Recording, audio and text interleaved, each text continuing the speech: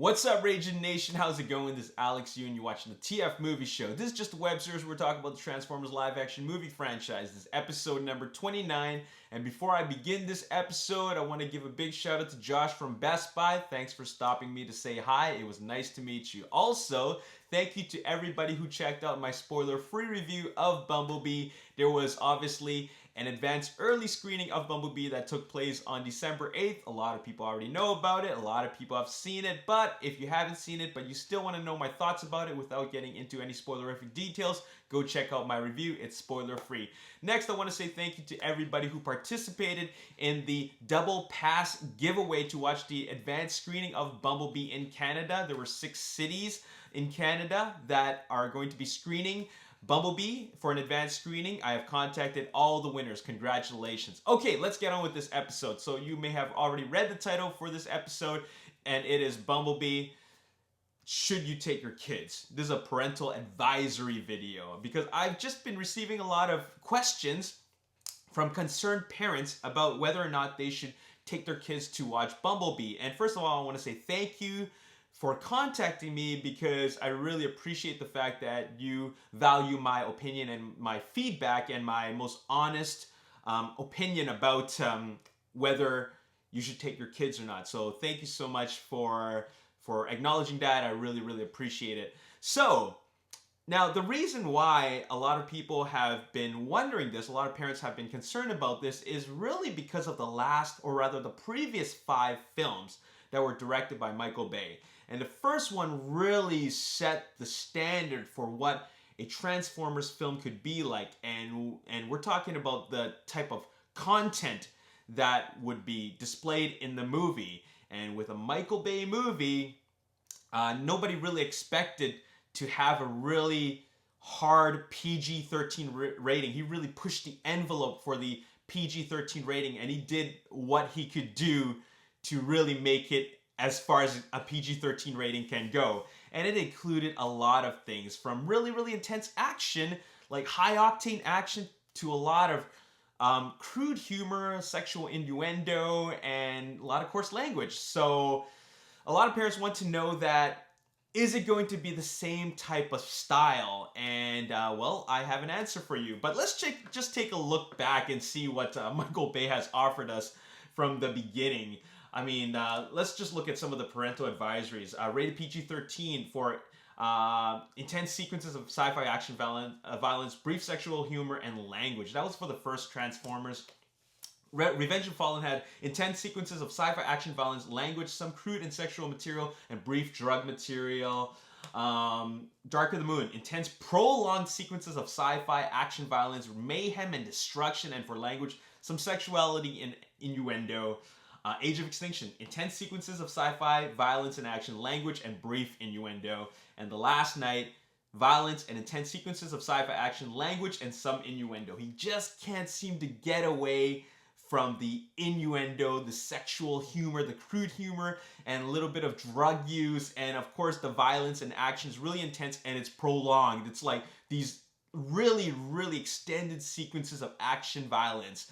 And some people might like that, but some people might think that, like, that's just too intense for a kid, right?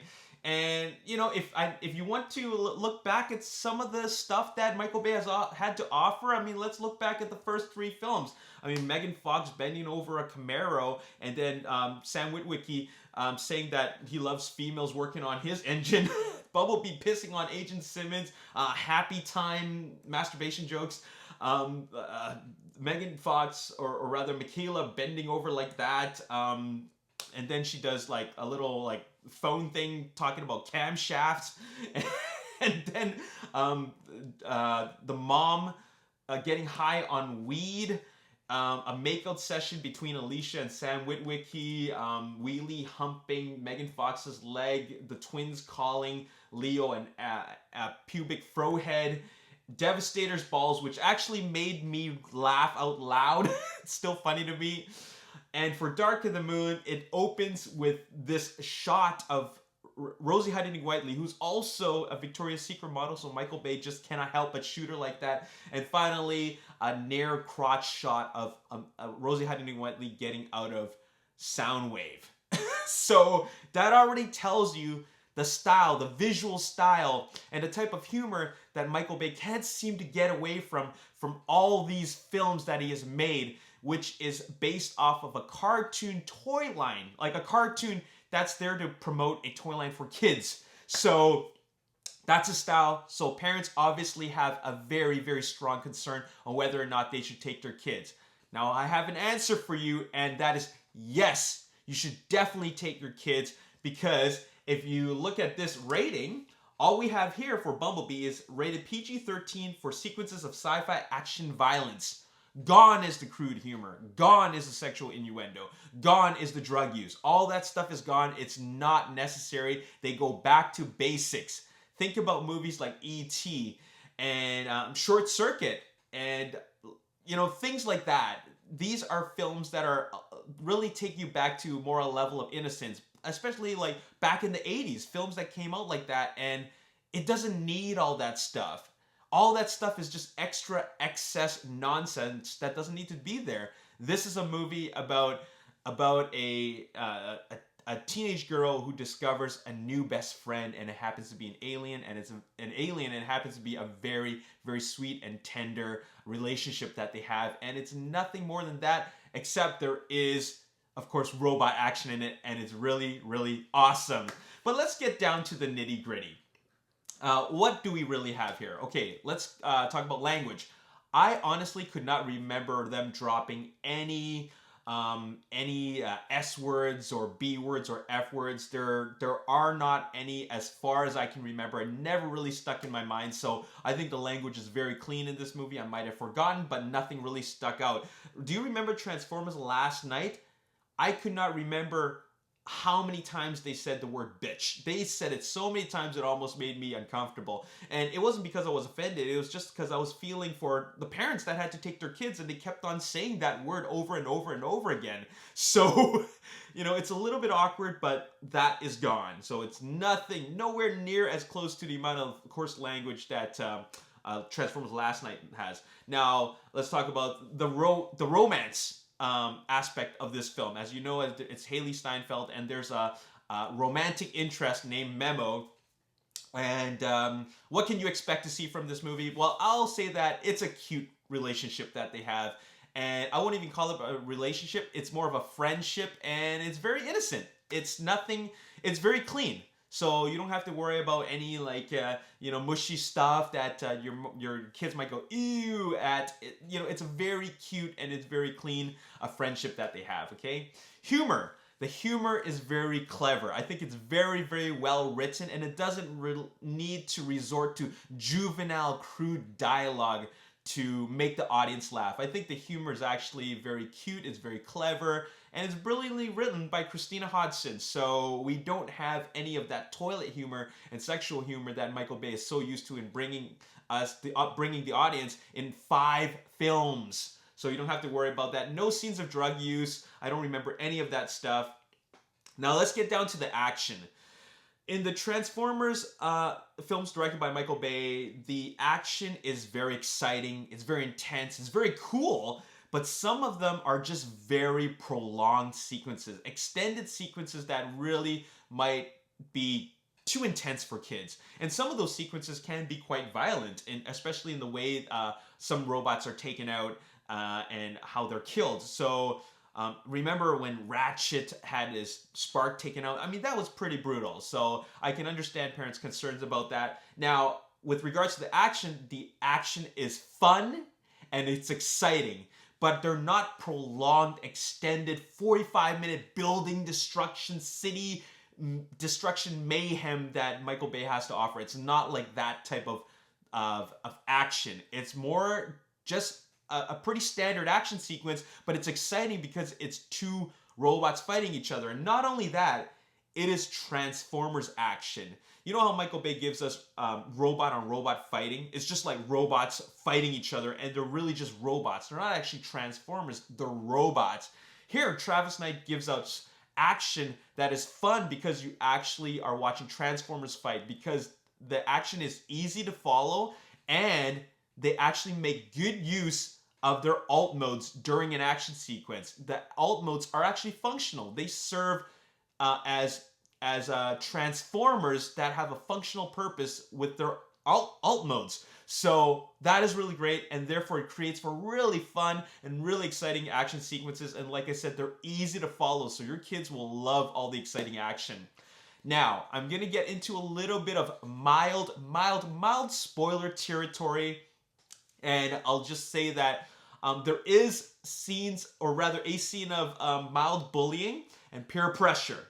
So there will be a little bit of that. That's something that you might be wary of. I want you to be wary of that. And the next thing is that now this is a tiny bit spoilerish, but if you really want to be very, very responsible and make a decision on this, I think this is very important, and that there is an intense scene of robot interrogation. I'm not going to say who, of course. And there's also, with all 5 films, a good guy has to bite the dust. In every single Transformers film that we've seen before Bumblebee, a good guy has bit the dust. In the first one, it was Jazz. In the second one, it was RC. In the third one, it was Q. In the fourth one, it was Ratchet. And in the fifth one, it was Anthony Hopkins' character. A good guy has to bite the dust. They're keeping with that tradition, and the way it's done is the I think it's that one moment where Travis Knight really pushes the envelope. I think that it was done in a way to really showcase that the Decepticons mean business, and there are actually characters that should be feared. So I'll leave it at that. I'm not going to divulge into any more details besides that, but somebody has to go, and it's really just to send a message to the audience that these aren't just your standard Decepticons. These are characters that actually are to be feared. So there you have it. So based on everything that I've told you and mentioned, you can make a decision on whether or not you think it is okay to take your kids, or maybe you should watch it first and then you decide. But that's all I have to offer. So there you have it. I just wanted to share with you this information just because I have been receiving a number of questions and requests to know whether or not they should take parents should take their kids, and there is my answer. All right, so once again, thank you so much for asking me. I appreciate that you decided to ask me, because I acknowledge that you value my opinion, and that is very, very very nice of you to get in touch with me for that. So I appreciate that. Anyways, that's all I gotta say in this episode. Hope it was helpful. And I will have more videos for you guys, because I just came up with a whole list of topics to talk about, and I will, of course, remind you whether or not they are free of spoilers or contain spoilers. So you will be fine if you decide to check out the video, and there you have it. And also, once you're done watching this video, and if you haven't seen the movie, don't read the comments, because I know that some people will discuss what those scenes are that I said are mild spoilers. I'm positive some people just can't seem to keep their mouth shut about what those scenes are. So just stay away from the comment section so you won't be spoiled as to what happens. Nobody wants to know what those key scenes are, especially if you haven't seen the movie, so stay away from the comment section. All right, so there you have it. Anyways, that's all I gotta say in this episode. Thank you so much for watching. In Knight We Trust. Travis Knight has really given us a really, really great movie, and it reignited my love for this franchise. My love for this franchise was always there, but it's definitely going down. But the bottom line is that if you think your kids can handle the very first Transformers film, then they can handle this one. This one really tones it down, and it really brings it back to basics. So you'll be fine. They'll be fine if they can handle the first one. Anyways, that's all I gotta say in this episode. Once again, thanks for watching, and as always, if you enjoyed this episode, you want to see more, make sure you hit the like button, subscribe to the YouTube channel, like me on Facebook, The Ragin Nation. Also follow me on Twitter, Ragin Nation. My name is Alex. Thanks for watching. I'll see you next time. Peace.